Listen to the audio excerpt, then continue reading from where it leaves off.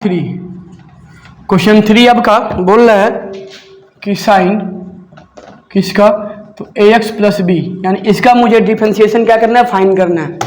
ठीक है बच्चे, तो देखो पहले हम क्या मानेंगे, इसको y के बराबर, यानी कि मुझे यहाँ से y की वैल्यू क्या मिलेगी, साइन ax प्लस बी, मतलब कि साइन या फंक्शन। तो हम पहले इसको कोई दूसरा वेरिएबल मान लेंगे कि लेट t बराबर ax प्लस बी। ठीक ना, देखो जो आपने t माना है वो तुम्हारा क्या आ रहा है, तो x के फॉर्म का आ रहा है। तो पहले आप इस t को इस x के रेस्पेक्ट में डिफरेंशिएट करिए, लिखेंगे differentiate it's with respect to x। तो देखो यहाँ से मुझे क्या मिल जाएगा, तो dt अपॉन dx की वैल्यू, देखो यहाँ क्या निकालेंगे, d upon dx ax plus B. ठीक है ना, देखो यहाँ से ना जो ये है इन दोनों में ऑपरेट होगा, यानी कि differentiation of ax plus differentiation of b। ठीक है ना बच्चे, देखो यहाँ से देखो जो आपका a है वो तुम्हारा क्या है, कांस्टेंट, तो इसके बाहर आ जाएगा, यानी कि a into D upon D S x. और देखो this is your constant number, और किसी भी कांस्टेंट का जो डिफरेंशिएशन होता है क्या होता है, 0। देखो यहाँ से मुझे देखो, और जो डी अपॉन डी एस जो एक्स की वैल्यू होती है 1, यानी कि a इंटू 1 प्लस 0, तो मुझे क्या मिल जाएगा a। तो यहाँ से आपने D T upon D x की वैल्यू क्या निकाल लिया, a। तो देखो ना अब जो आप ना आपका जो y था, जो साइन ax प्लस b था, आपने जब इसको t माना तो ये आपका साइन t के फॉर्म का आ जाएगा। ठीक ना, और अब आप इस y को t के रेस्पेक्ट में डिफरेंशिएट कीजिए, क्योंकि ये t का फंक्शन है। तो लिखेंगे differentiate it's with respect to t, क्योंकि साइन t के फॉर्म में, तो ये आपका हो जाएगा dy अपॉन dt बराबर, देखो साइन t का क्या होता है, cos t, तो ये इसको मान लो सेकेंड है ना, इसको फर्स्ट इको सेकेंड। तो देखो यहाँ से हम जब क्या निकालेंगे, तो dy अपॉन dx निकालेंगे। तो देखो ना पहले आप ना यहाँ पे dy वाला फॉर्म लिखो, तो क्या था यह, यानी कि dy अपॉन dt। ठीक है बच्चे ना, अब थोड़ा अब यहाँ आप दिमाग लगाओ, क्योंकि आपको यहाँ क्या निकलना था, आपको इसमें नीचे x लाना था, यानी कि ds लाना था, क्योंकि यहाँ क्या नीचे, यहाँ देखो क्या ds आपका नीचे है, तो मैं इसमें इसका यानी कि मैं सेकेंड में फर्स्ट का, या फर्स्ट में मैं सेकेंड का मल्टीप्लाई कर दूंगा, यानी कि ये आपका हो जाएगा कितना होगा यहाँ से, देखो अच्छा ना यहाँ से तुम्हारा क्या है, सॉरी आप यहाँ लिखो ना, यहाँ क्या लिखो आप, dy अपन ds है ना, तो पहले आप ये लिखो dy अपन dt का फॉर्म, यानी dy अपन dt, देखो फिर इनटू क्या होगा, देखो ये लिखो dt अपन dx।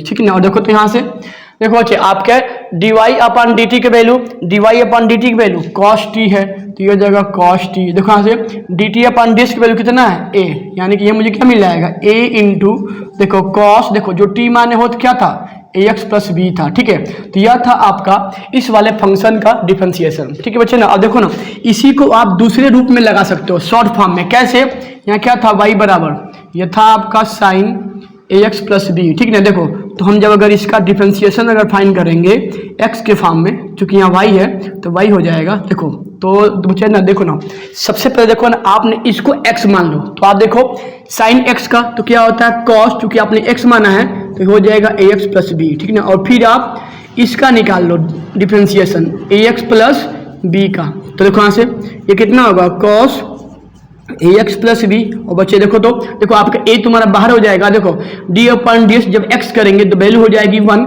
और d अपन ds जो b होगा कितना होगा, 0। ठीक है ना, तो यानी कि ये आपका यहाँ से क्या मिलेगा, देखो a इंटू 1 तो a हो जाएगा, ये आपका है 0 खत्म हो जाएगा, खाली a बच जाएगा, और a को यहाँ बाहर लिख लेंगे cos ax प्लस बी। ठीक ना, तो हम ऐसे भी इसको हम सॉल्व हम कर सकते थे। तो यह था आपका क्वेश्चन नंबर 3 5.2 का।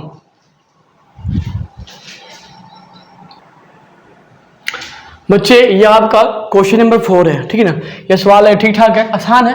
तो देखो ना, देखो बच्चे ना सबसे पहले ना जो यह फंक्शन है इसको t मानो आप, तो यहाँ क्या मानेंगे कि लेट t बराबर कितना, तो 10 रूट x। ठीक है ना, और देखो बच्चे ना आप यहाँ से क्या करो, देखो फिर आप इस t का, देखो सुनो देखो ना ये जो आपका t है ना, देखो 10 रूट x में आ रहा है, देखो ना, और केवल 10x की वैल्यू पता है, 10 रूट x की वैल्यू आपको फार्मूला में नहीं पता है, तो मतलब ना ये आपका फंक्शन का फंक्शन आ जा रहा है। फिर से देखो ना, तो अब आप फिर से इसको कोई दूसरा फंक्शन मानो, फिर यहाँ मान लो कि लेट m बराबर रूट एक्स, ठीक ना। तो अब देखो जब आपने m बराबर रूट एक्स माना है, देखो ना, तो अब आप इसको x के रिस्पेक्ट में डिफरेंशिएट करो, यानी dm अपान ds बराबर, देखो बच्चे, और आपने पढ़ा होगा कि जब भी रूट x का जब भी डिफरेंशिएशन ऑफ रूट x निकालते हैं तो वो होता है 1/2 रूट x, ठीक है। तो आप इसको एज ए फार्मूला के तौर पे बस याद कर लो। तो देखो ये मेरा कितना हो जाएगा 1/2 रूट x, इसको मान लो फर्स्ट, ठीक है ना बच्चे। अब देखो जो आपका t था वह 10 रूट x था, क्योंकि आपने इस रूट x को क्या m मान लिया है, तो देखो इसलिए जो अब आपका जो t आएगा वो मेरा 10 क्या आएगा, देखो 10 m के फॉर्म में आएगा, ठीक है ना। देखो ना, और अब आप इस t को m के रिस्पेक्ट में डिफरेंशिएट करो, यानी कि dt अपन जब dm निकालेंगे तो यहाँ से मुझे क्या, देखो 10m का भाई, तो 10x का तुम्हारा क्या होता है सेक स्क्वायर x, यानी चूंकि ये m था तो हो जाएगा सेक m स्क्वायर m, ठीक है ना। तो देखो इसको मान लो सेकेंड, ठीक है ना। और देखो जो आपका अब y था जो सेक 10 रूट x था, देखो ना आपने इसको, देखो किसको, देखो ना आपने इस 10 रूट x को क्या माना, t माना है, तो अब जो ये मेरा y है वो मेरा क्या हो जाएगा, तो सेक t के फॉर्म में कहा जाएगा, ठीक है ना।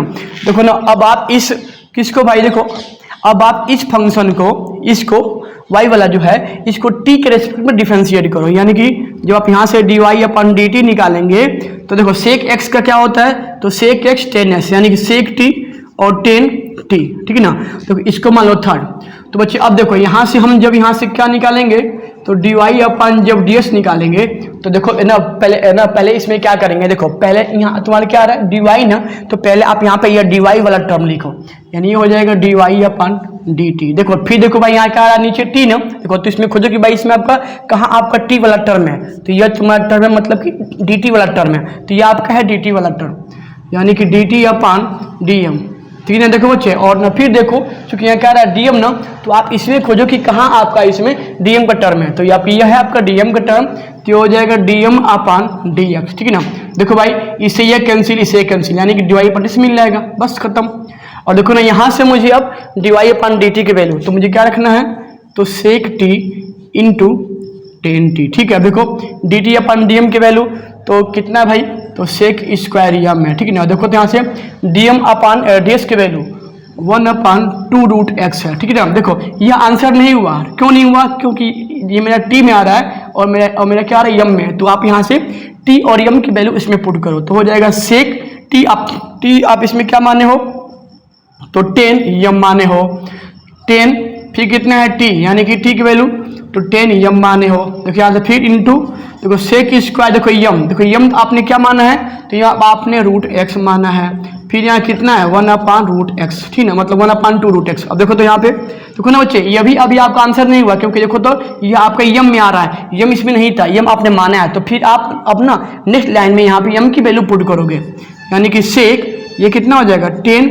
रूट x, फिर ये कितना होगा 10, देखो 10 रूट x, देखो इंटू, देखो ये कितना होगा यहाँ से sec square root x into ये कितना होगा 1/2 रूट x, ठीक बच्चे। तो यह आपका जाके इस सवाल का हो जाएगा फाइनल आंसर, मतलब बहुत ही इजी था। देखो ना बस ना आप इसको कोई एक अलग फंक्शन मानो, तो आप जब इसको माने t, तो देखो ये आपका 10 रूट x आ रहा है, ये 10x नहीं है, ठीक ना, मतलब देखो 10 कुछ किसी और फंक्शन के फॉर्म में आ रहा है, तो अब आप इस रूट x को क्या मान लिए m मान लिए, देखो फिर आप इस m को x के रिस्पेक्ट में डिफरेंशिएट किए तो आपको यह मिल जा रहा है। तो अब देखो तो जो t था जब ने आपने इसको क्या माना m माना है, तो 10 अब m आ जाएगा, ठीक ना। तो अब आप इस t को m के रिस्पेक्ट में जब आप डिफरेंशिएट करेंगे तो 10 m का क्या होता है सेक स्क्वायर m, ठीक है ना। और देखो अब देखो जो आपका यह जो y था वह सेक, आपने इसको क्या माना था t ना, तो सेक t हो जाएगा, ठीक ना। और फिर आप इस y को अब t के रेस्पेक्ट में डिफरेंशिएट करेंगे और फिर आप इन तीनों का जब मल्टीप्लाई करेंगे तो dy अपन दिस आ जाएगा, ठीक ना। और देखो ना इसमें जो t, यहाँ t और ये मारा है उसकी वैल्यू को पुट करोगे तो यह आपका हो जाएगा आंसर। तो यह सवाल ठीक ठाक सवाल है, तो यह मतलब बोर्ड में पूछे जाने के लायक है, बस 1 मार्क में।